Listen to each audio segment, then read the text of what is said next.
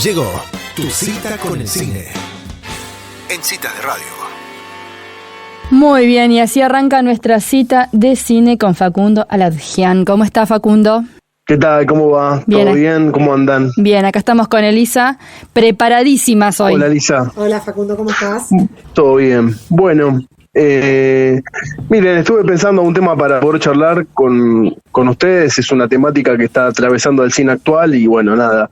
Yo la llamé básicamente el poder de la nostalgia en el cine actual. Lo tomé como, se me ocurrió esta idea porque mañana, acá en Cava, donde yo vivo, se va a estar estrenando ya la nueva película de Top Gun Maverick, con Tom Cruise. Y nada, me pareció, bueno, de vuelta a Hollywood, la industria vuelve a meter mano en el cajón de la franquicia, de los grandes tanques de los 80, de los 90, y vuelve otra vez esas ideas que fueron moda en otra época del mundo, y volvemos de vuelta con la nostalgia, con las ganas de ver cosas que ya vimos antes y ver cómo el paso del tiempo termina favoreciéndolo a veces y otras veces no tanto. Y nada, es una digamos, una estrategia recurrente de Hollywood en querer usar estas películas que fueron hito en su momento.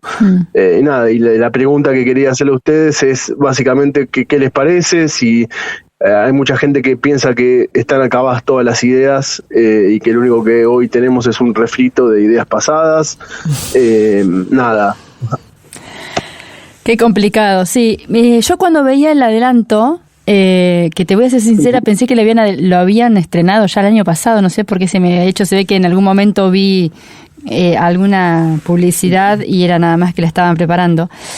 Yo dije que bueno, porque Top Gun fue una película que no te quiero mentir, pero debo haber visto 15, 20 veces en mi adolescencia. Bastante. Sí. Sí, bueno. Bueno, es una película del año 86, ya claro. Quedó bastante. Sí, ya bueno, hemos visto muchas cosas después de Top Gun, claramente. Claro. Lo que yo me estaba preguntando es, ¿será algo que, o sea, será como la parte, porque no es que la modernizaron, no es que hicieron un remake con todo lo que puede llegar a ser ahora, de todo lo que es la aviación. Es una continuación. Retoma la historia, retoman cómo terminó la película original, es una continuación, 30 y pico de años después, casi 35 años creo, sí. 35 años después, o sea, el personaje de Tom Cruise va a estar 35 años después de los acontecimientos de la primera, no es una remake, no es un reboot, claro. Pero bueno, nada, la realidad es que el Top Gun, la original, la película de Tony Scott, que fue el director, fue una película muy de la década del 80.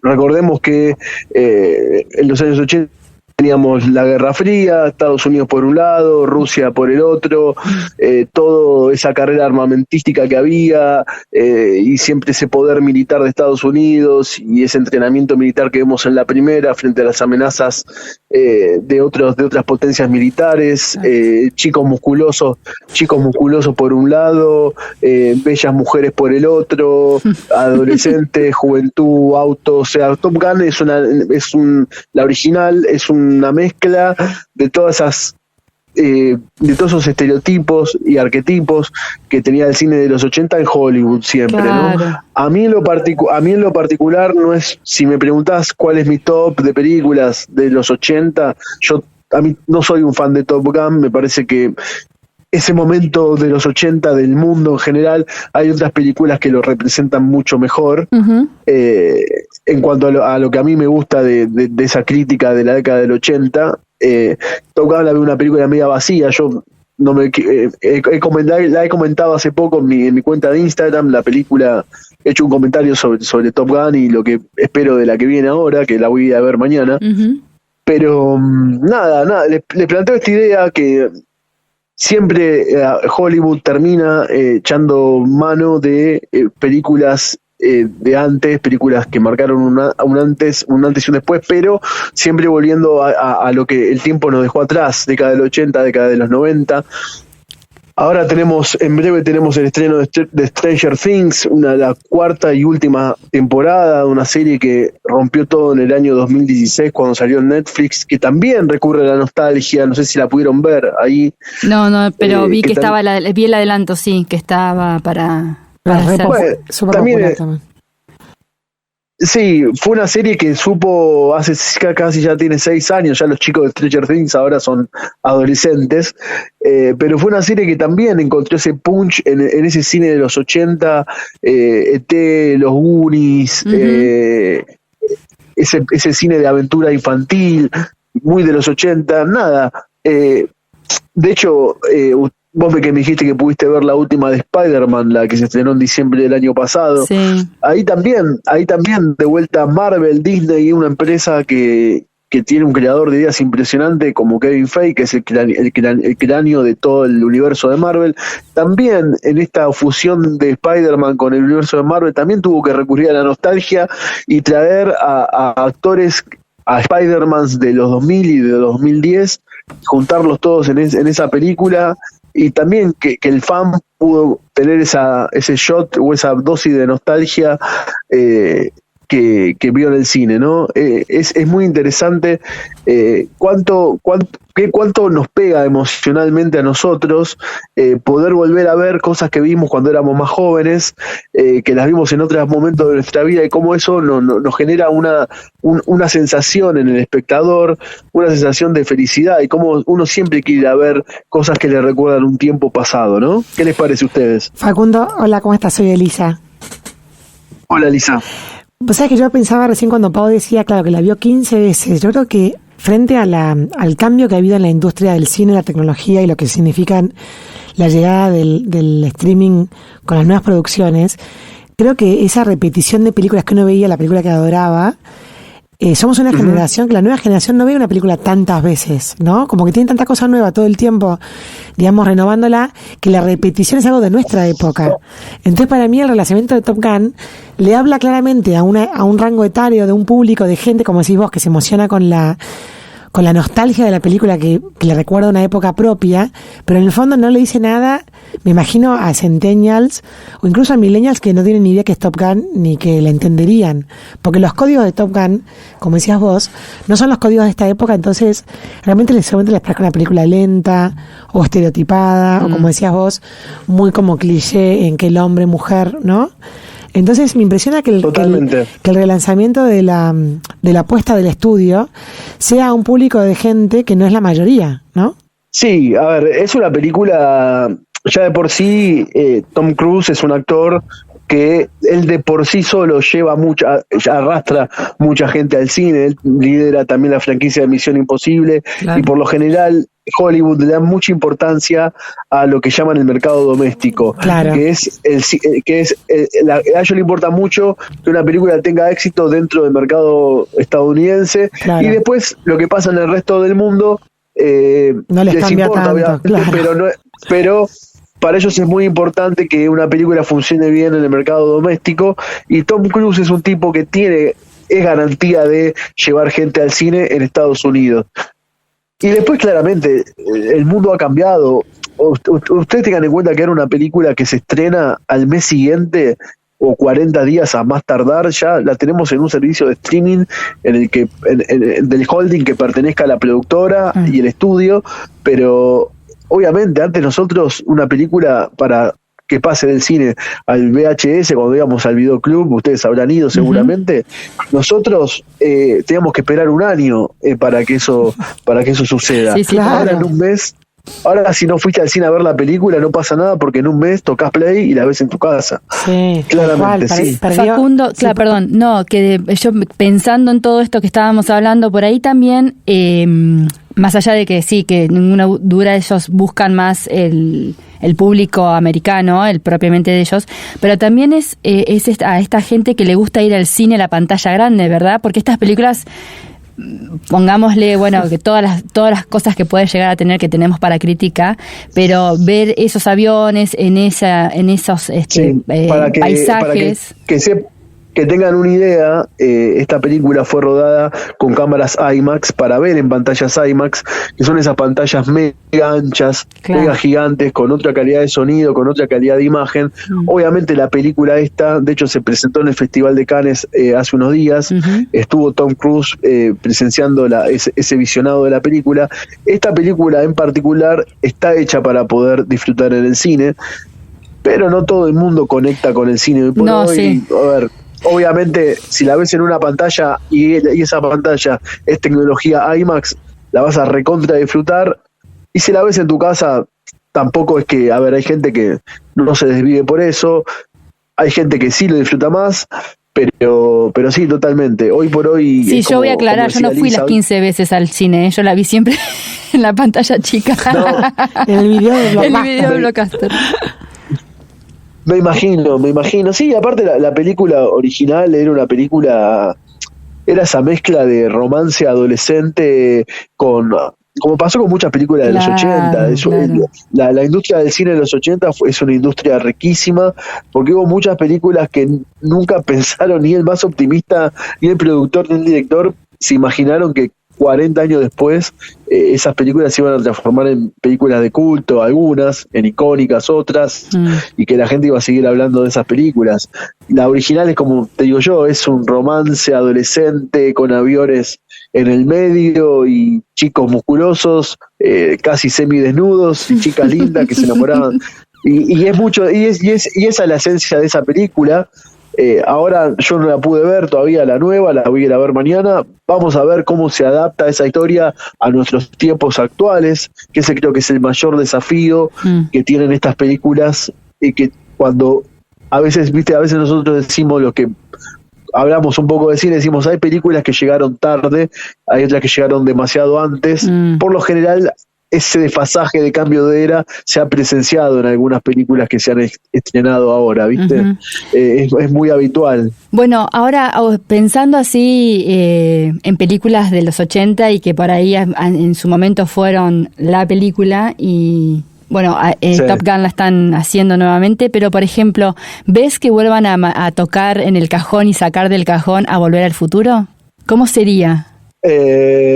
Si eso sucedería, yo estaría muy enojado, pero esa es una opinión personal mía.